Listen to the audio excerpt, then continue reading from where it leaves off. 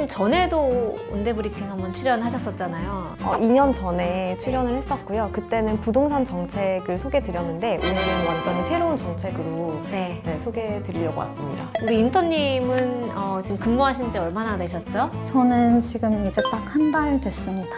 어떤 역할을 하고 계세요? 저는 청년정책과에서 이제 뉴스기사 요약도 하고 네. 연구보고서 요약도 해서 드리고 그리고 이제 인턴들과 주무관님 사이에서 문의사항이 있으면 조금 안내해드리는 그런 역할도 같이 하고 있습니다.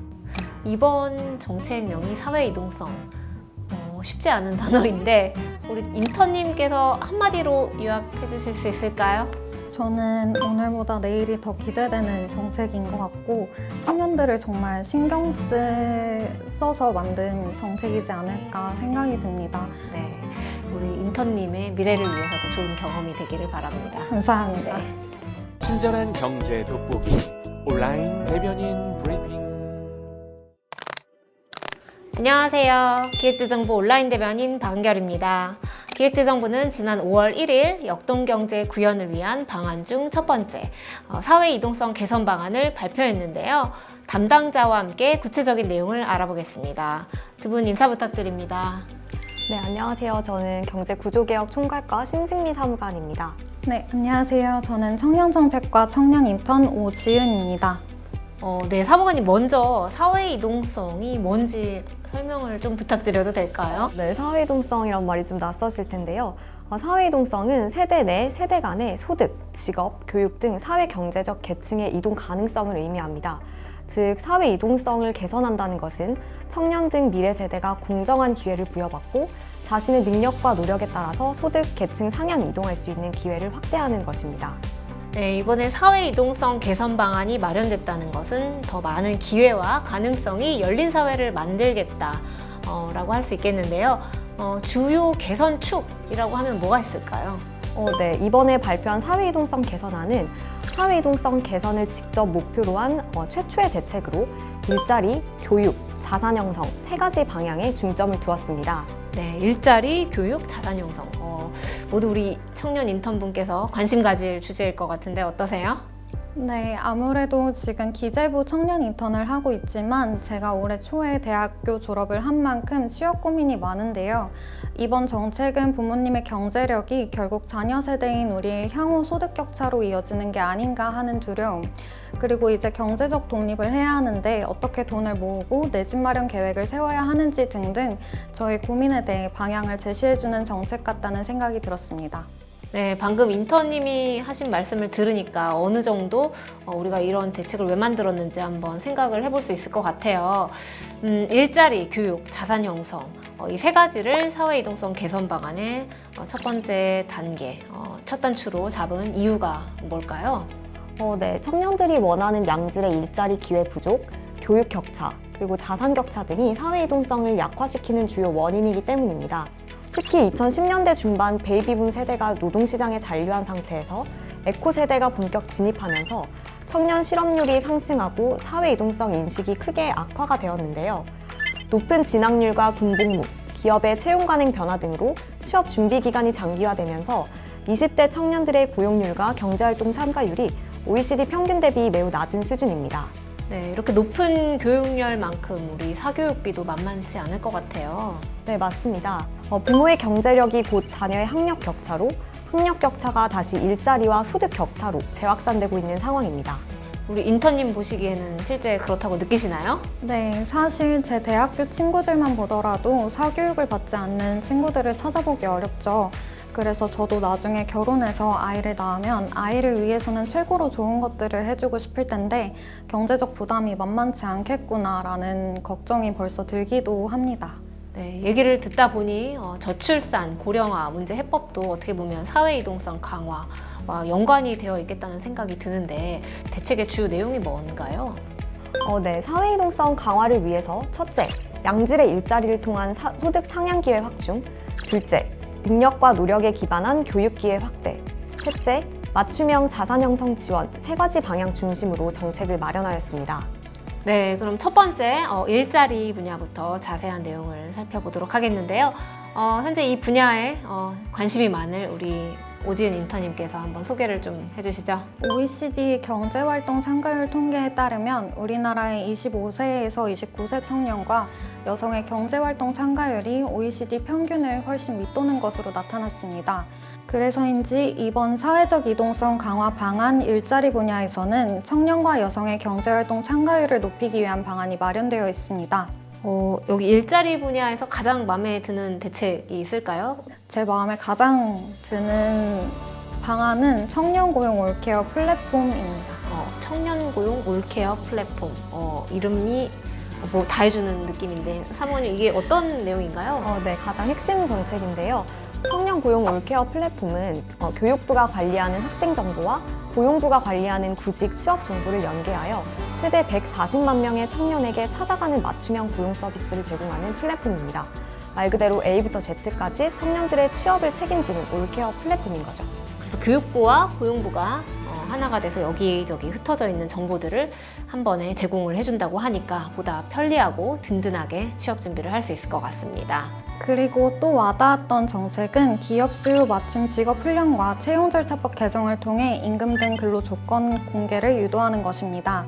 일단 기업이 자사 직원들에게 기대하는 실무 역량을 중심으로 제작한 훈련 프로그램을 일반인에게 개방하면 취준생은 원하는 기업의 훈련 과정을 미리 체험하고 준비된 인재가 될 수 있으니 정말 좋을 것 같습니다. 또 취업 준비를 하면서 채용 공고를 보다 보면 임금 같은 중요한 근로 조건도 협의 후 결정이라고만 되어 있어 막막할 때가 많았는데 임금, 근로 시간, 복리 후생 등 상세한 근로 조건이 정확히 공개되면 구직자의 알 권리가 한층 높아질 것 같습니다.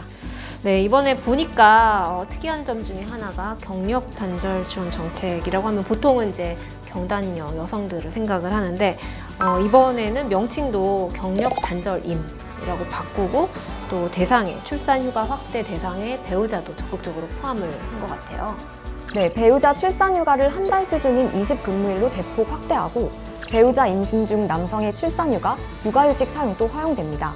네, 그동안 경력 단절 여성에게만 적용되었던 통합고용 세액공제 우대 혜택을 경력 단절 남성까지 확대하고 기존에는 동일한 업종 기업의 재취업 시에만 지원하였는데 이러한 재취업 업종 제한을 폐지했습니다. 네, 이외에도 육아휴직 급여의 단계적 인상, 아이돌봄 서비스 강화 등 여성의 경력 단절 예방을 지원합니다. 생애 주기에 맞는 일자리 지원 정책을 마련했다고 알고 있는데 그럼 중장년층을 위한 지원 대책은 없나요? 왜요? 온드님이 전직하시게요? 전직하시게요? 네, 저는 기재부에 뼈를 묻을 예정이지만 또 어떻게 될지 모르고 또 인생은 기니까요. 네, 생애주기별 지원이니 당연히 중장년을 위한 지원책도 있습니다. 중장년 내일센터 등 전직 지원 인프라를 확충하고 기존의 연공 중심에서 직무 성과 임금 체계 전환을 위한 평가 인증 체계를 마련하여 세제 지원을 강화합니다. 경상위 논의를 토대로 올 하반기 중 중장년 전직 지원 및 재취업 활성화 방안과 고령자 계속 고용 로드맵을 마련할 예정입니다. 네, 이제 두 번째 분야, 교육 기회 확대 분야인데요. 부모님의 경제력이 아이들의 꿈의 크기가 되지 않도록 하기 위해서 지원 방안을 마련했다고요? 네, 맞습니다. 저소득층 우수 학생이 조기에 지원을 받을 수 있도록 꿈사다리 장학금 지원 대상을 중고등학생에서 초등학생까지 확대하고 대학생 대상의 취업 연계 장학금인 희망사다리 장학금도 저소득층 학생을 우선 선발하겠습니다. 또한 공공기관 신규 채용 고졸 비중을 대폭 확대하고 민간기업까지 고졸자 채용 문화가 확산되도록 유도할 것입니다.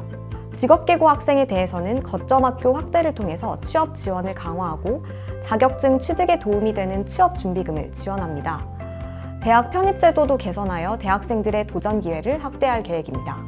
최근까지 제 스스로의 노력에 부모님의 전적인 도움을 받아 학생 생활을 했었던 입장이라 말씀드리기 조금 부끄럽긴 하지만 스스로의 능력과 노력만큼 스스로 원하는 때에 도움을 받을 수 있는 환경이 가까이 있다는 건 개인은 물론 우리 사회를 건강하게 발전시키는 데 무척 중요한 일인 것 같아 교육기회 확대 방안이 잘 실현됐으면 좋겠습니다.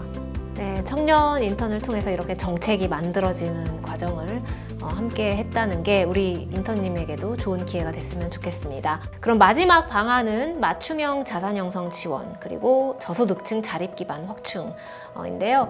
어떻게 달라지는 건가요? 온드님 혹시 ISA 계좌 가지고 계세요? 네, 전에 한번 말씀드리긴 했는데 있긴 한데 사실 뭐잘 활용을 못 해가지고요.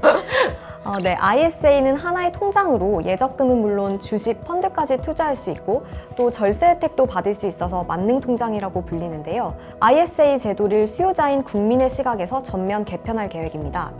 유형별로 구분된 ISA를 통합하거나 1인 1계좌 원칙을 폐지하는 등 종합적 개선 방안을 마련하고 공시범위 확대, 편입상품 확충, 이전 방식 개선 등 ISA 경쟁 촉진 3종 세트를 도입하여 투자자의 선택권을 보다 확대할 예정입니다. 그리고 사실 자산 형성 이제 고령층으로 갈수록 사실 더 이제 시급한 문제가 되는데 준비 없이 이제 또 퇴직을 맞이하다 보면은 오히려 이제 소득 계층에서 이제 하향하게 되는 경우들이 있잖아요. 이런 경우에 대비해서 좀 대책이 마련되었다고요? 네, 맞습니다. 1주택 이하의 기초연금 수급자가 오랫동안 보유하고 있던 주택이나 토지 등을 양도하고 연금 계좌에 납입하는 경우 양도세를 줄여주는 부동산 연금화 촉진세제를 도입합니다. 또한 고령층 가계자산의 80% 이상을 차지하는 부동산 유동화를 촉진하고 가계소득과 현금 흐름을 개선하기 위한 연구 용역도 추진하겠습니다. 네. 그리고 국민연금이 있긴 하지만 또 공백기간이 또 있기도 하잖아요. 그래서 급여를 조기 수급할 수 있게 개선한다고 들었는데요. 네, 맞습니다. 기존에는 국민연금 급여 전액에 대해서만 조기 수령이 가능했는데요. 앞으로는 소득 공백기 보완을 위해서 급여의 일부만 조기 수급하는 방안 등을 검토할 예정입니다. 그리고 저소득층의 자립기반 형성을 위한 지원도 강화된다고요? 네, 저소득층 대상의 생계급여의 경우에는 일정 금액 이상의 수입이 생기면 수급 대상에서 탈락하기 때문에 아예 일하기를 꺼리는 경우가 있습니다. 근로능력 있는 저소득층이 근로를 통해서 자립할 수 있도록 생계급여 수급자가 자활 근로를 통해 민간 취업 등 탈수급에 성공하는 경우 자활 성공 지원금을 새롭게 도입하여 지급할 계획입니다. 지금까지 사회이동성 개선 방안 알아봤는데요. 사무관님, 이번 방안이 마지막이 아니고 시작이라면서요? 네, 사회이동성 개선은 이번 대책으로 완성되는 것이 아닌 만큼 지속적으로 관심을 가지고 정책적 지원을 이어나가겠습니다. 올해 내 1,000만 명 이상을 표본으로 하는 사회이동성 통계를 개발하고 하반기 중에 2차 사회이동성 개선 방안을 마련하겠습니다.